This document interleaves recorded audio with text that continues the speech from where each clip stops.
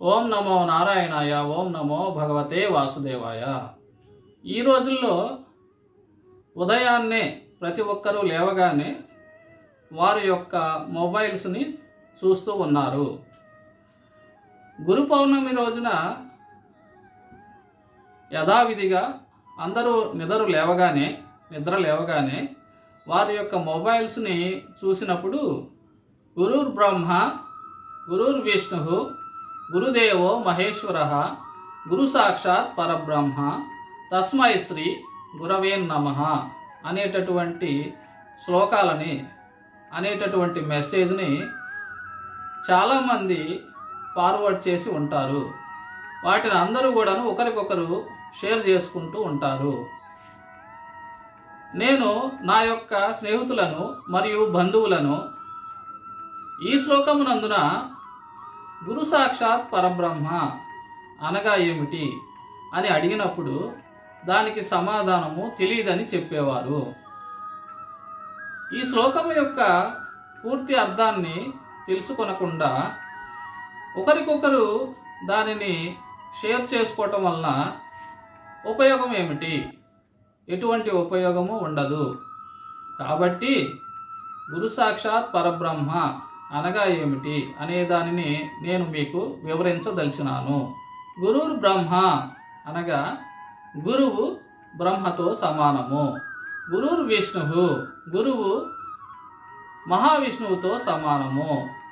గురుదేవో మహేశ్వర అనగా గురువు పరమశివునితో సమానము.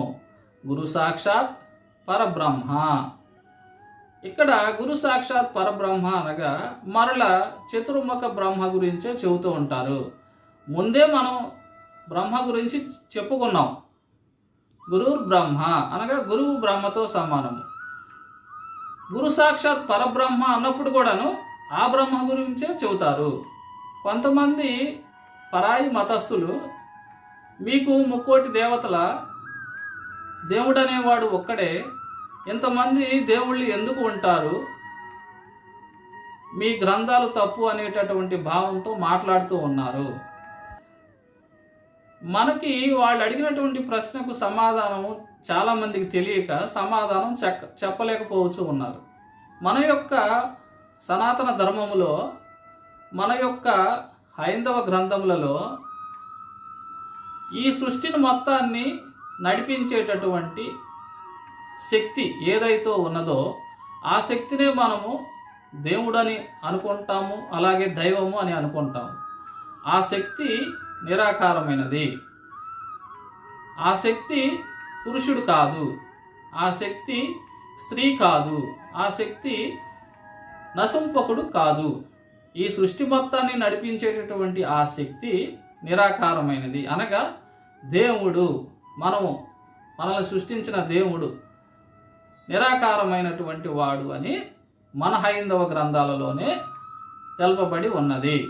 వేదాలలోనూ ఉపనిషత్తులలోనూ భగవద్గీత యందు అన్ని దైవ గ్రంథాలలో కూడాను మన యొక్క దేవుడు, ఈ సృష్టిని సృష్టించిన దేవుడు, అలాగే పోషించేవాడు, లయమొనర్చేవాడు, అతను నిరాకారమైనటువంటి వాడు, ఆకారము లేనటువంటి వాడు, దేవుడు ఒక్కడే అని స్పష్టంగా చెప్పటం జరిగినది. ఆ శక్తినే మన హైందవ గ్రంథాలలో పరబ్రహ్మము అని తెలుపటం జరిగినది. ఇక్కడ గురు సాక్షాత్ పరబ్రహ్మ అనగా ఈ శక్తి ఏదైతే ఉన్నదో, ఈ సృష్టి మొత్తాన్ని నడిపించేటటువంటి శక్తి ఏదైతే ఉన్నదో ఆ శక్తి గురించి కూడా ఇక్కడ తెలుపుతూ ఉన్నారు. గురువుని బ్రహ్మతో పోల్చి చెప్పారు, గురువుని విష్ణువుతో పోల్చి చెప్పారు, గురువుని పరమశివునితో పోల్చి చెప్పారు.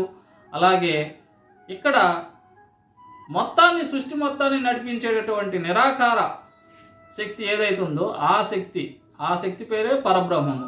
ఆ పరబ్రహ్మంతో కూడా అతనితో కూడా సమానము గురువు అనేటటువంటి విషయాన్ని తెలిపినారు. ఈ పరబ్రహ్మము అనగా నిరాకారమైనటువంటి ఈ సృష్టి మొత్తాన్ని నడిపేటటువంటి శక్తి, ఒకే ఒక్క దేవుడు, ఆ దేవుడి పేరే పరబ్రహ్మము. ఈ విషయాన్ని అందరూ తెలుసుకుంటారని నా యొక్క మనవి. పరబ్రహ్మము అనగా చతుర్ముఖ బ్రహ్మ కాదు, మీరు పొరపడవద్దు. పరబ్రహ్మము అనగా నిరాకారమైనటువంటి ఈ సృష్టి మొత్తాన్ని నడిపించేటటువంటి శక్తి. ఆ శక్తి పేరే పరబ్రహ్మము.